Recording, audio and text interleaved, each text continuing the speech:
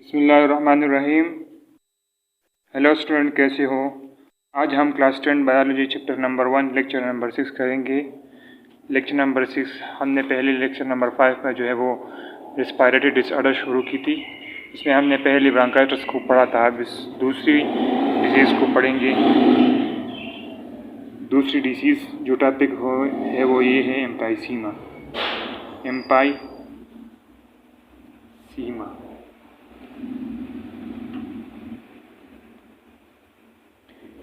It is a type, it is a respiratory disease। Respiratory disease ये एक respiratory disease है जिसमें extensive कफ की वजह से जो हमारी एल्विलाई होती है ना, उसकी वाल जो है वो डैमेज हो जाते हैं। Due to extensive cough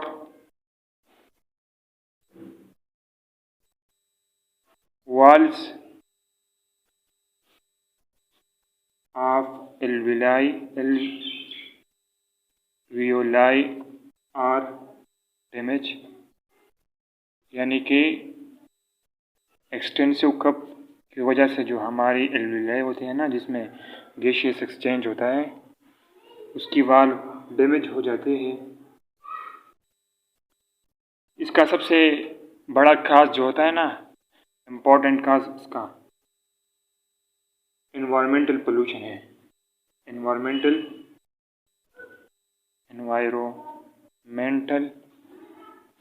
pollution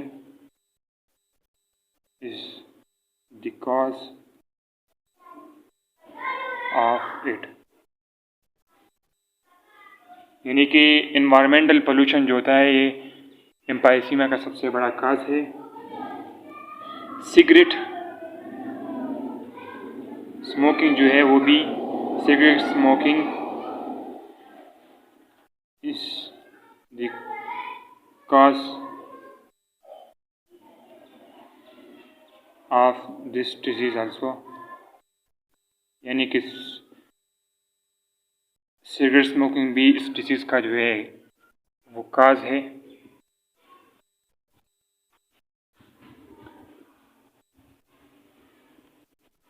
और ये डिजीज़ जो होता है ना एम्फाइसीमा, ये परमानेंट होता है और इरिवर्सिबल होता है। This is permanent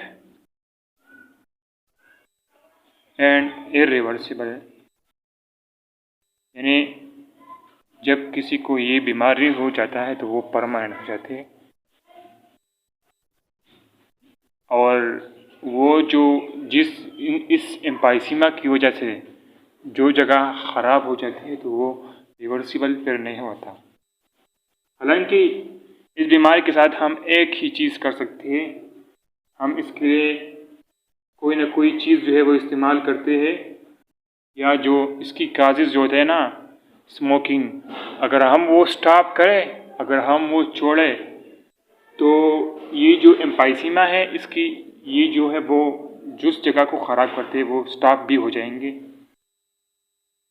if the smoking stop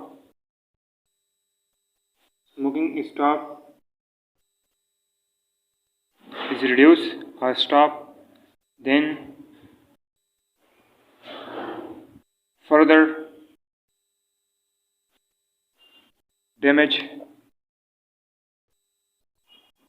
also reduce।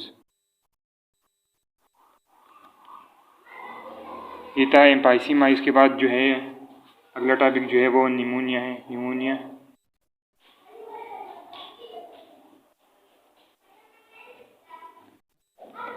ये भी एक रेस्पिरेटरी डिसऑर्डर है। It is respiratory disorder.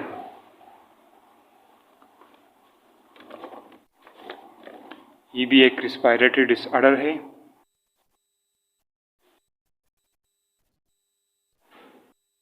ये निमोनिया जो है इसकी वजह से लंग्स में इन्फ्लेमेशन होता है और ये इन्फ्लेमेशन इसलिए होता है क्योंकि जो एल्वेलाई है वो इन्फेक्ट हुआ है। when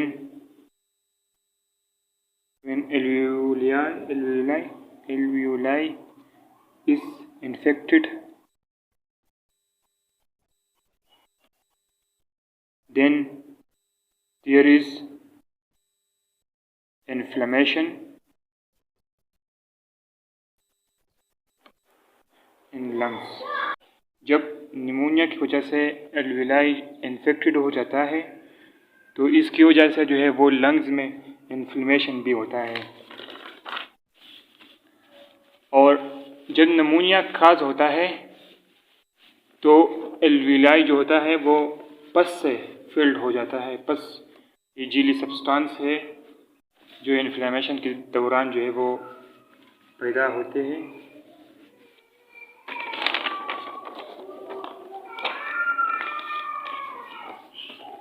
इन्फ्लेमेशन के दौरान जो है ये पैदा होते हैं।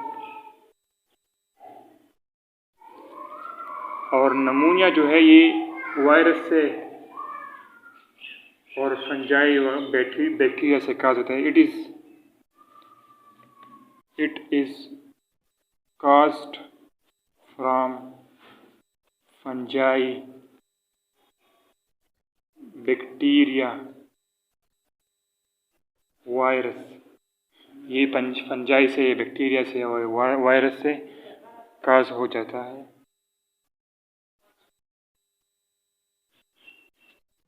निमोनिया की जो सिम्टम है वो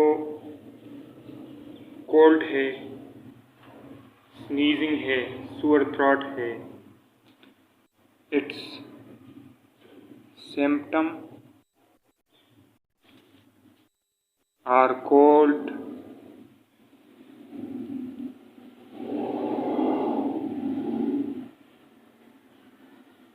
स्नीजिंग, सोर थ्रोट, कफ। ये जो चीज़ है ना, ये इस बीमारी के सिम्टम है।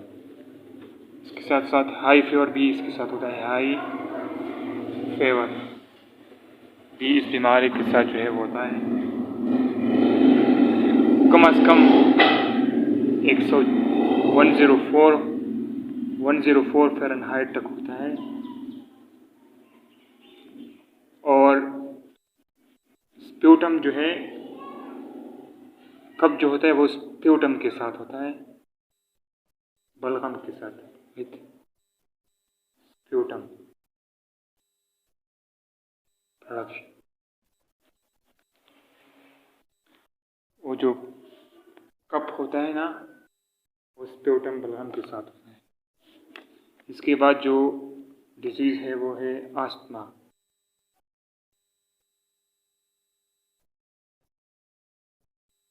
आस्थमा जिसे हम उर्दू में दम्मा भी कहते हैं। हमने नाम सुना होगा कि ये दम्मा की मरीज है। ये एक रेस्पिरेटरी डिसऑर्डर है। It is inflammation in the wall of bronchi and bronchiole।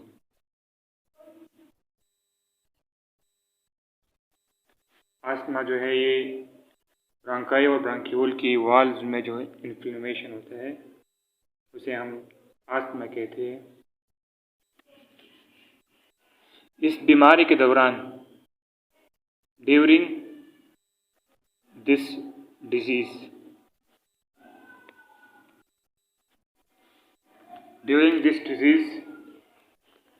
walls of bronchi and bronchioles swell and their inner passage is reduce. इस बीमारी के दौरान ब्रांकाई और ब्रांक्यूल की जो वाल्स होते हैं वो मोटी हो जाती है, जिसकी वजह से ब्रांकाई और ब्रांक्यूल की जो इनर पैसेज है वो कम हो जाती है, जो शार्पनेस ऑफ ब्रीथ कहते हैं जी। जो it result in sharpness of breath, it result in shortness of breath, यानी हम फिर ब्रीथ जो है ब्रीथिंग नहीं कर सकते। ब्रीथिंग में वो बहुत हम फिर डिस्टर्ब हो जाते हैं, ब्रीथिंग हम अच्छी तरह नहीं कर सकते। It causes its symptom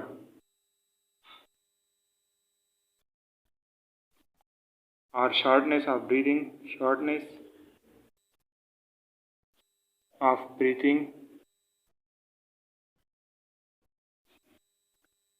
wheezing। wheezing का मतलब है जब हम ब्रीथिंग करते हैं तो इस दौरान हमारी मुंह से कुछ आवाज़ें निकलता है, इसे हम व्हिस्टलिंग साउंड भी कह सकते हैं। कपिंग तो हम जानते हैं कि कपिंग किसे कहते हैं। एंड चेस्ट टाइटनेस,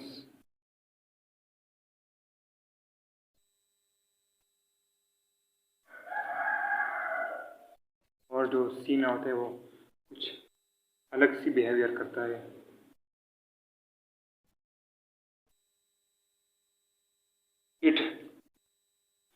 इसका सबसे बड़ा इम्पोर्टेंट या कॉमन रीज़न जो होता है ना अस्थमा का, वो एलर्जीन की वजह से होता है। कॉमन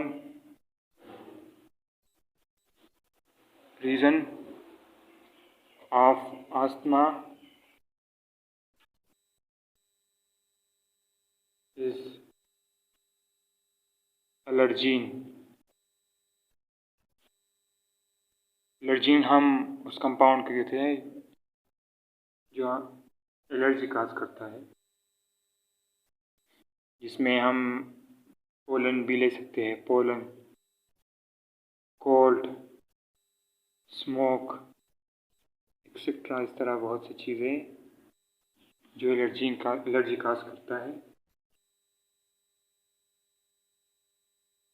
जब एक शख्स ये एलर्जीन जो है ये इनहेल करता है तो वो उसे अस्थमा डिजीज़ लग जाता है। इस अस्थमा डिजीज़ को शॉर्ट टाइम ट्रीटमेंट दिया जाता है। It is cure this disease is cured by short term treatment।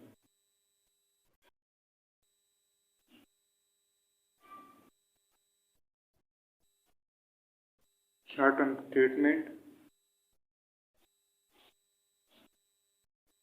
medicine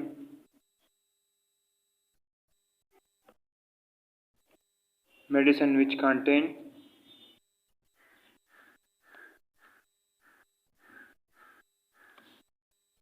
chemical to dilate the bronchiole,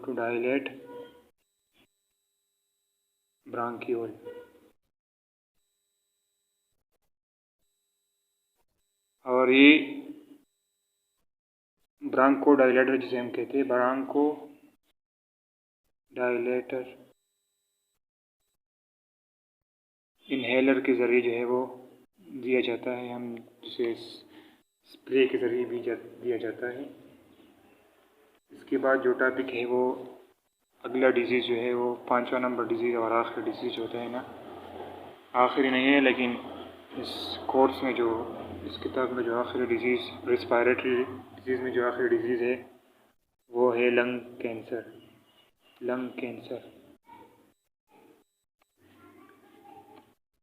इस टॉपिक से वाज़ेह होता है कि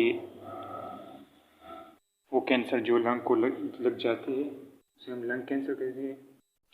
it is respiratory disease. It is respiratory disease, एक रिस्पायरेटरी डिजीज़ है।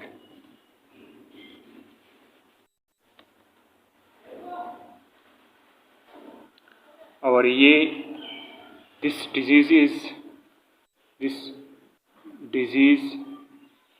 is more common in men than in women। ये जो disease है ना, ये लंग कैंसर, ये औरतों की बनिस्बत मर्दों में ज़्यादा होती है। और वो इसलिए ये डिजीज़ जो है ये स्मोकिंग की वजह से लग जाती है। इसका काज जो है वो स्मोकिंग है। अगर हम देखें तो ज़्यादातर मर्द जो है वो स्मोकिंग करते हैं, तो इसका काज है its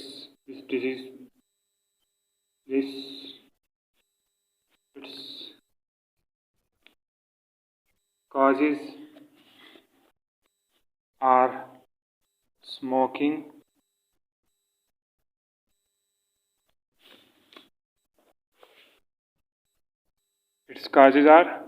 smoking, industrial carcinogen and air pollution। Industrial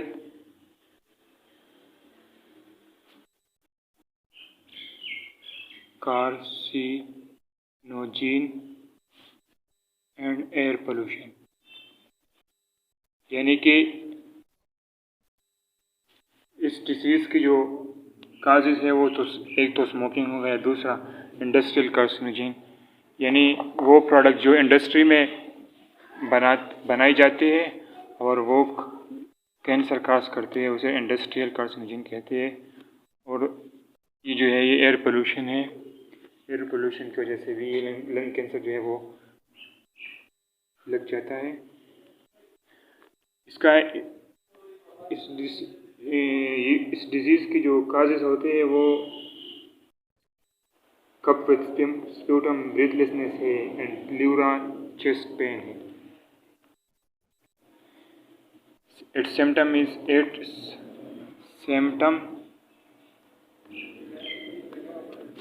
Its symptom is lung cancer. Its symptom is cough with sputum,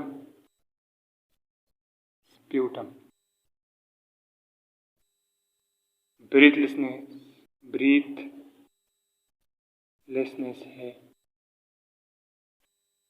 and pleural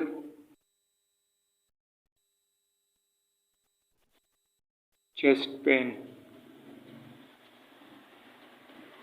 तो कफ विद स्प्यूटम, बलगम के साथ जो कफ होता है,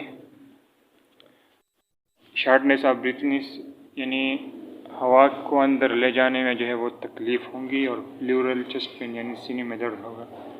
प्लूरल जो है हमने पहले पढ़ा था कि प्लूरल लंग्स के ऊपर एक लेयर्स है, एक मेम्ब्रेन है जिसे हम प्लूरा कहते हैं। तो प्लूरल चेस्ट पेन भी इस डिजीज़ को जो है ये सिम्टम है। इसकी सबसे बड़ी काज जो है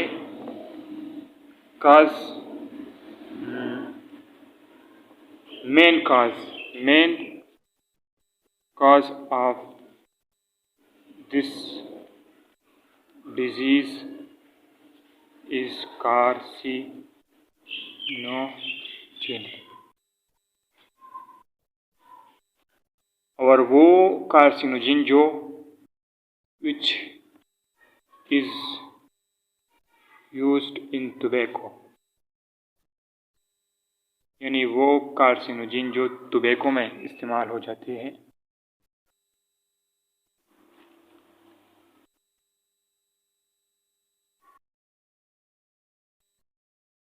Smoking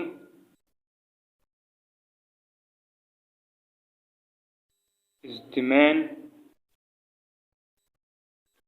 contributor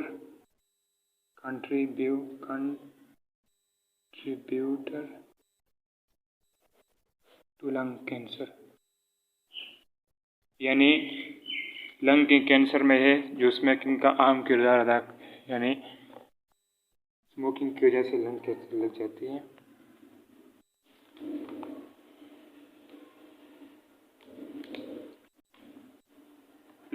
जब लंग कैंसर लग जाती है तो अर्ली स्टेज में, यानी पहले स्टेज में ऐसा जाहिर होता है जैसे कुछ हुआ ही नहीं हो। In early stage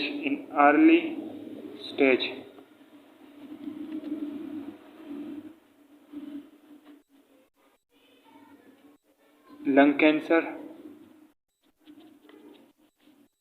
does not show any symptom,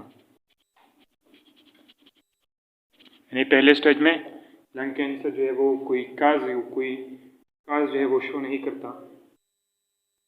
अब जब इस लंग कैंसर की कोई का थोड़ा हो जाए तो फिर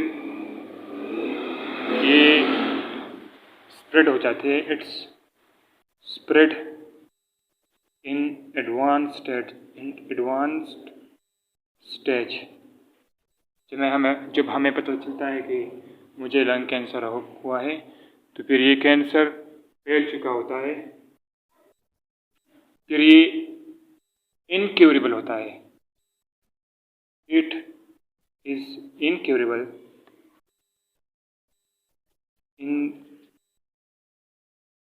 एडवांस स्टेज। फिर ये एडवांस स्टेज में इनक्यूरेबल होता है।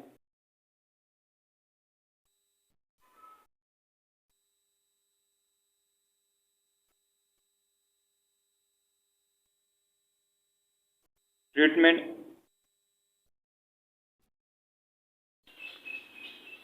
जब लंग कैंसर लग जाता है तो इसकी ट्रीटमेंट जो होते हैं वो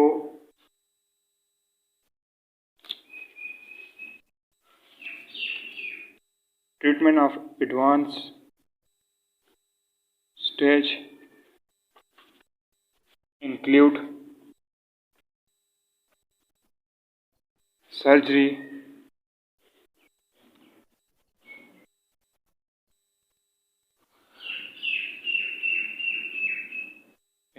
surgery,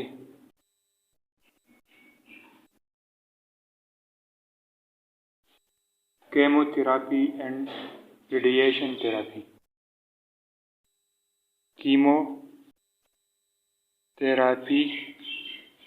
and रेडिएशन थेरेपी।